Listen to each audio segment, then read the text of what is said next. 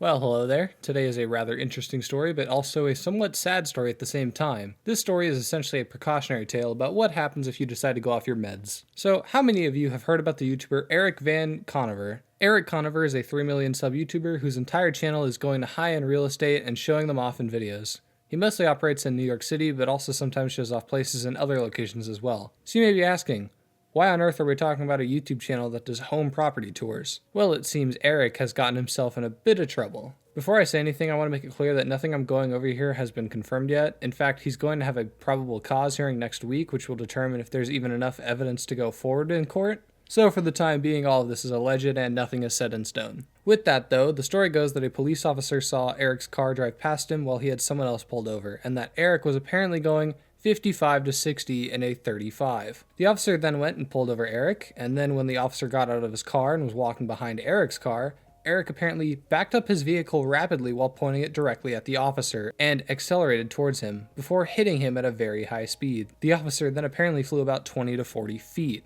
To the fellow Americans here who have no idea how big that is, that means this officer flew back either as far as the length of a giraffe or the length of a school bus. That's pretty far. The police sergeant said that there was thankfully a drone operator in the air that caught the whole thing on video. Now, if this is true, then things are not looking good for Erik here. Erik appeared in court, and his reasoning behind this whole situation was that the police arrested the wrong Erik Conover, as he doesn't live in Abstinence, New Jersey, where the incident occurred, but that he lives in New York City. This could be true, but at the same time, these two aren't that far away from each other, so we really have no idea. He also goes on to accuse the state troopers of brutalizing him. On top of this incident, Erik is also going to court for alleged DWI charges that happened on March 13th. Apparently he was charged for this but was released on personal recognizance. However, now he's held without bond until his probable cause hearing on the 25th. Not a lot of the court hearing has appeared online, but there are a few clips news publications have uploaded, and they are fucking hilarious. I mean, this is the funniest shit ever. Erik went on to say, "If anyone dares try to test my mental competence, I will eviscerate every single person with my intelligence right now. And that's not being egotistical." Just gonna add my 2 cents here, but maybe if you're facing attempted murder charges, the smart idea probably wouldn't be to say that you'll eviscerate people in any regard. Erik also apparently accused the jail staff of treating him like an animal, and also randomly started praying to God mid-court. There's also a brief video of the cops chasing after his Jeep as well.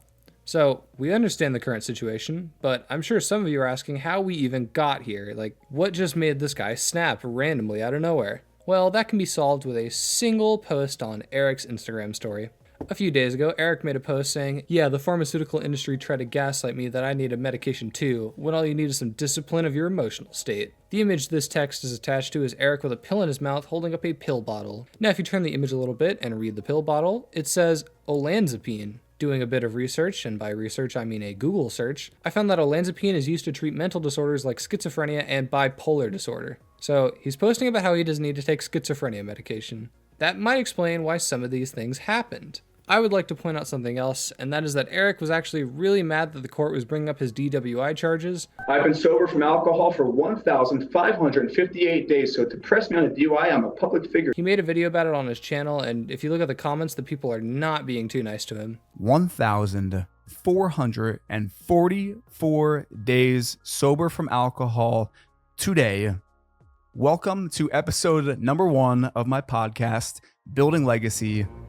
Episode 1, How I Got Sober. I want to applaud you for bearing your soul. We never know the impact our words have on others who are in a dark place. You are an inspiration to us all. You obviously haven't seen the news. Now let's cover another story that was posted on Reddit. A post went up about 8 days ago on Reddit titled, "Big Guy in Brown Suit Stalking Riverside This AM."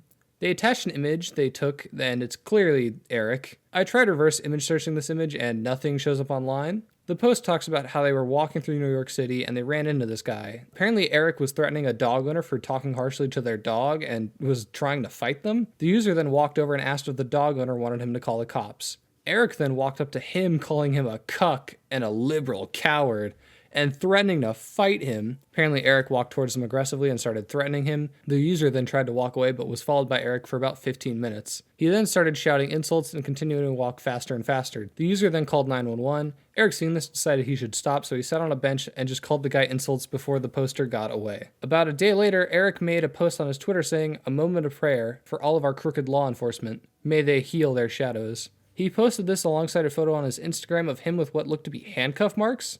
It looks as though at least he got arrested temporarily for this instance. There's also a tweet Erik posted on his Twitter on the 13th when the Reddit post was initially made. He claims that the New Hampshire police suffocated me in cuffs, stole my blood, and crushed my rights. He goes on to say he would be suing them for 4th and 14th Amendment violations. He attached it alongside the same image of the cuff marks as well as a something, and him sitting in a holding cell. Now, when I initially wrote this script, this was the end of the video, and that's because for the life of me I could not find his Twitter. It seems like it was privated when I initially wrote this. However, while editing, I was able to find his Twitter account, and dear God, is it a goldmine. So to end the video off, I figure we're just going to read some of the stuff he's posted on Twitter.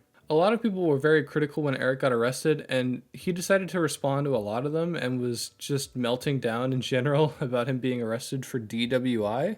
Here's a funny post. If I had done what Officer Eric Wicks did, they would have taken my blood on the spot. But who tested his? The law applies to all, or it applies to none. Justice is coming. The body cam footage will show everything. Let's make sure we see everyone's toxicology report. So you want to blood test the cop that pulled you over because they blood tested you? Someone commented on one of his posts making a joke saying Erik is a sovereign citizen and that he's special. Well, as it turns out, he actually is a sovereign citizen.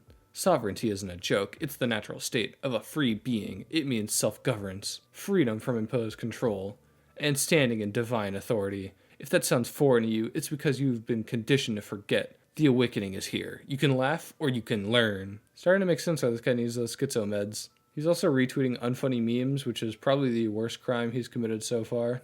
The last post I want to talk about is him trying to explain how the cops violated the 14th Amendment. His first reason is that he was unlawfully detained, subjected to suffocation, and that he had to have his blood taken without a warrant or consent. He also brings up a case of Birchfield versus North Dakota, which just means that cops can't take blood from you unless you refuse a breathalyzer. If you refused a breathalyzer, that's likely why they took your blood. And if they suspect you for driving under the influence, which, you're currently fighting in court, that's probably why they pulled you over. His second reason was that he was selectively targeted, brutalized, and denied basic human rights. Call me crazy, but I'm gonna go out on a whim here and just say this didn't happen. This is just a not happen moment. His last claim was that the police used excessive force on him when they suffocated him while he was restrained. But if you take a look back at the photo he posted, his neck looks entirely fine. If cops really had strangled him, there would be some type of marks on his neck. You can't gaslight the Constitution. It sounds like the only person getting gaslit here is you, man. Like I said, as of right now, all this is just allegations and nothing is set in stone. Erik Conover has been charged for attempted murder and DWI, but not convicted. He's having a court case on the 25th to determine if they even have enough proof to go ahead and take this to court. So as of right now, he's not a criminal. I will say though, if all this is true and this guy is really guilty of everything he's been accused of, I call dibs on his channel. I'll be the next New York City apartment tour guide. Anyway, that's about where the video ends. I don't know. Join the Discord, follow me on Twitter, and subscribe, I guess, or I'll send the big guy in the brown suit to come fight you as well. Anyway, I don't know. Later.